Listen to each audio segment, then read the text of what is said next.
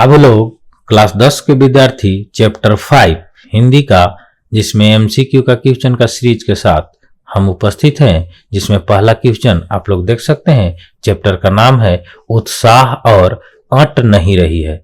पढ़ने में तो बहुत मजा आता है बाबू, ये कविता जो पढ़े होंगे वो बहुत मजा आता है, मतलब क्या कहा ही जाए। चलिए हम लोग उसको बात नहीं करते हैं, हम लोग क्वेश्चन नंबर 1 की बात करते हैं कि उत्साह कविता के कवि कौन है। तो नाम से ही पता चल रहा है कि उत्साह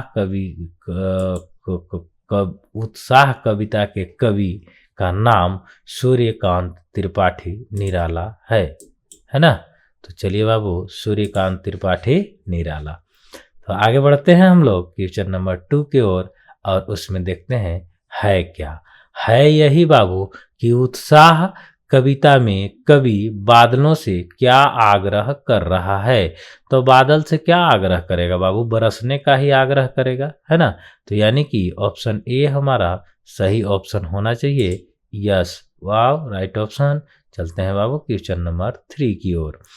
कवि ने तप्त धारा के माध्यम से किस ओर संकेत किया है। तो कवि ने तप्त धारा के माध्यम से जन समान की पीड़ा को की ओर संकेत किया है ना। जन्य समान की पीड़ा यानी कि जो आम आदमी का दुख दर्द है, वही तप्त धारा के माध्यम से, तप्त धरा, धरा नहीं, धरा मतलब भूमि, जमीन, ठीक है।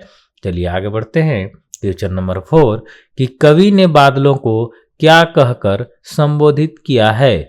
तो कवि ने है बाबू वो बादलों को अनंत के घन कहकर संबोधित किया है। क्या कह के संबोधित किया है? अनंत के घन। आगे बढ़ते हैं कि कवि निराला ने बादलों की तुलना किससे की है। कवि से, वर्षा से, इनमें से सभी से। तो ये कवि से किए हैं, है ना। किससे किए हैं? कवि से। आगे बढ़ते हैं हम लोग क्वेश्चन नंबर 6। उत्साह कविता के आधार पर बताएं कि संसार के सभी प्राणियों की स्थिति कैसी है। तो उत्साह कविता के आधार पर जो है बाबू, वो संसार के सभी प्राणियों की स्थिति गर्मी के कारण बेचैन और उदास है। आगे बढ़ते हैं क्वेश्चन नंबर 7। कवि गर्मी से तपती धरती को जल से भरकर शीतल करने का आग्रह किससे कर रहा है। कवि गर्मी से तपती धरती को जल से भरकर शीतल करने का आग्रह किससे कर रहा है? स्वयं से, बादल से, चांद से। तो वो एक किससे कर रहा है बाबू? बादल से। चलिए क्वेश्चन नंबर आगे 8 नंबर 8 में क्या है कि कवि के अनुसार बादल कहाँ से आ रहे हैं। तो बादल जो है वो अनजान दिशा से आ रहे हैं। कहाँ से? अनजान दिशा से। देखिए हम लोग 1,07,00,000 का क्वेश्चन ये कर दिए सही। चलिए आगे बढ़ते हैं हम लोग। विकल विकल उन्मन थे उन्मन पद किसकी विकलता और उदासी को सूचित करता है। विकल विकल उन्मन थे उन्मन पद किसकी विकलता और उदासी को सूचित करता है? बादलों की, उदास प्राणियों की। तो ये जो है बाबू वो उदास प्राणियों की करता है, उन्मन मतलब। चलिए आगे क्वेश्चन नंबर 10। कवि बादलों से क्या अनुरोध कर रहा है। प्राणियों की मन को विकल करने का? नहीं, धरती को शीतल करने का। यही हमारा सही उत्तर होगा। चलो बाबू लोग आगे बढ़ते हैं विद्यार्थी जी। कवि ने बादलों के लिए किस विशेषण का प्रयोग किया है। तो कवि जो है वो नव जीवन वाले विशेषण का प्रयोग किया है। आगे बढ़ते हैं क्वेश्चन नंबर 12 यानी कि 12। कवि बादलों से किस प्रकार बरसने का आह्वान कर रहा है। आह्वान मतलब क्या होता है बाबू? किसी को बुलाना, आह्वान करना, है ना। तो कवि बादलों से किस प्रकार बरसने का आह्वान कर रहा है। तो ये जो है आकाश को घेर कर। कैसे? आकाश को घेर कर। आगे बढ़ते हैं कि उत्साह कविता में बादल किसका प्रतीक है।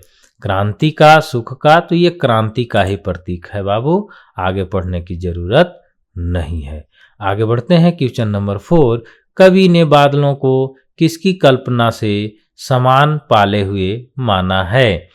बाल कल्पना, काले घुंघरेले बालों की कल्पना? नहीं बाबू, ये बाल कल्पना होगा, है ना। यानी कि छोटे बच्चे की कल्पना की तरह कवि ने बादलों को किसकी कल्पना के समान पाले हुए माना है? तो बाल कल्पना की तरह। आगे बढ़ते हैं कि कवि के अनुसार बादलों के भीतर क्या छुपा हुआ है? तो कवि के अनुसार बादलों के भीतर जो है वो बिजली की कड़क छुपा हुआ है। आगे बढ़ते हैं, कवि ने बादलों को किसके समान सुंदर बताया है? तो ये बाबू आप लोग को कमेंट बॉक्स में उत्तर करना है कि बादलों को किसके समान सुंदर बनाया है ना। चलिए आगे बढ़ते हैं, किसका मन विकल था? बादलों के, संसार के सभी प्राणियों के? तो ये जो है संसार के सभी प्राणियों का मन जो है बाबू वो विकल था, है ना। विकल मतलब क्या? चलिए, कवि ने बादलों को क्या कहकर पुकारा है? कवि ने बादलों को क्या कहकर पुकारा है? तो अज्ञात दिशा से आने वाले, है ना। अज्ञात दिशा से आने वाले कह के पुकारा है उसको। आगे चलते हैं, क्वेश्चन नंबर 19, उत्साह कविता में प्रयुक्त उन्मन शब्द किस भाव का सूचक है? तो उन्मन जो है बाबू वो उदासी का सूचक है। क्या है? उदासी का सूचक। अब क्वेश्चन नंबर 20, निराला नाम से कौन कवि विख्यात है? तो निराला नाम से जो है बाबू वो सूर्यकांत त्रिपाठी निराला, ये जो हैं विख्यात हैं। तो इस प्रकार हम लोग 20 क्वेश्चन किए हैं। इसमें आप लोगों को कितनी क्वेश्चन आती थी ईमानदारी पूर्वक बताइएगा, है ना। चलो बाबू, इसके साथ आप लोग पढ़ते रहिए, खूब पढ़िए और एग्जाम दीजिए।